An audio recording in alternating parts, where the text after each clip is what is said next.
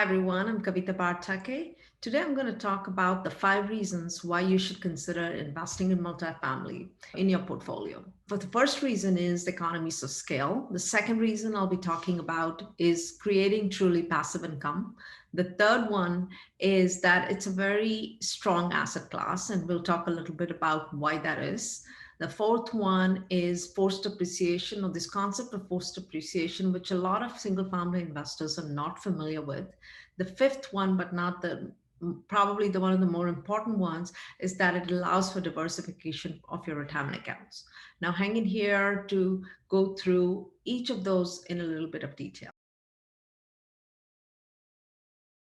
So let's start with the first one. It's economies of scale, guys. So if you're going to invest in real estate and you buy a single family home, if you're going to rehab the home or you're hiring property management, whatever you do with the home, having more of the same thing. Yes, you could buy single family homes all over the city.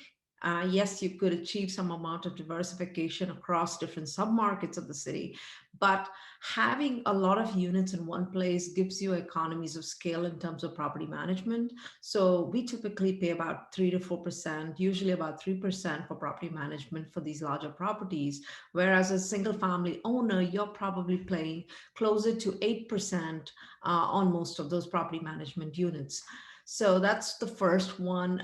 We also achieve a lot of economies of scale in the rehab costs when you are owning a single family home and you want to fix and flip it or rehab it. You're buying materials likely, unless you are doing it at scale, you're buying materials at retail cost.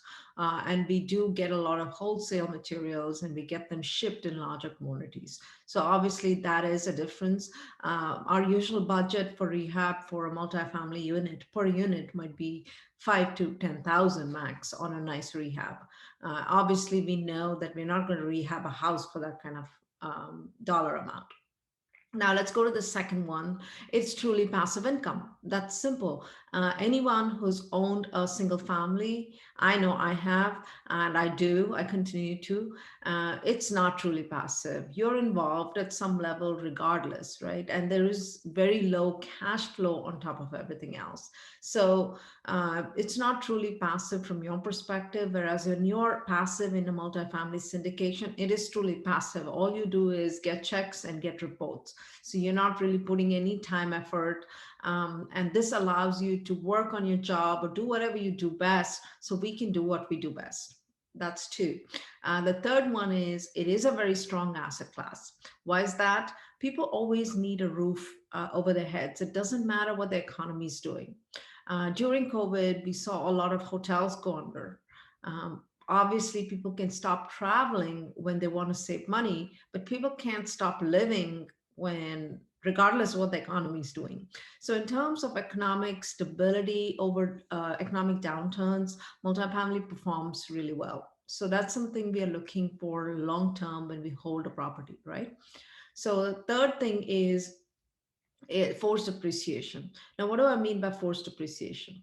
When you have a single family home, all of that home value is dependent on the comps, or what we call comparables, and how the market or the comparables are doing and selling in your particular neighborhood.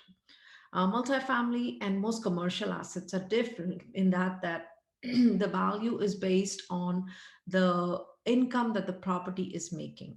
So higher the net operating income of the property, higher the valuation given a specific market. So let's take an example.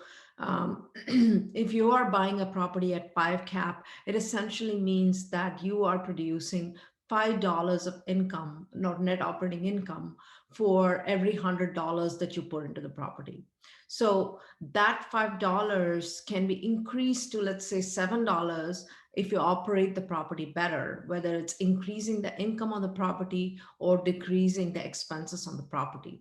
But let's say you achieve a $7 NOI, but you turn around and sell the property at 5 cap. obviously the property prices go up and you get that much more. At some point, I will love to do a video and actually talk about this whole concept of forced appreciation in detail.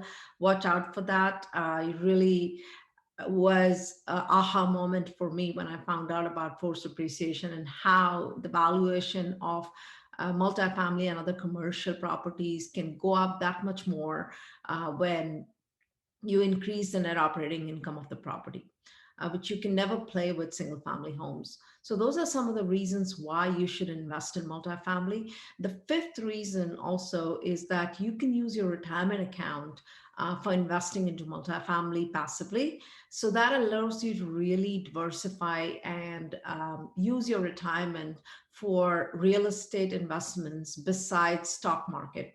I find that a lot of investors are stock market heavy in their investments.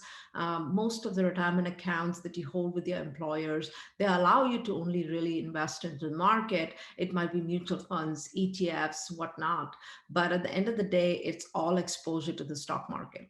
So I truly believe that as a lay investor, you should diversify and really allowing syndications allow you, not just in multifamily, but all syndications allow you to diversify your assets outside of the stock market. So as you really get older, really, you don't want to take as much risks with your money, obviously, and move it into safer assets, which are backed by tangible properties. So I would highly recommend looking into this. Into syndications and investing in multifamily and other investments to diversify your portfolio. I hope that was useful.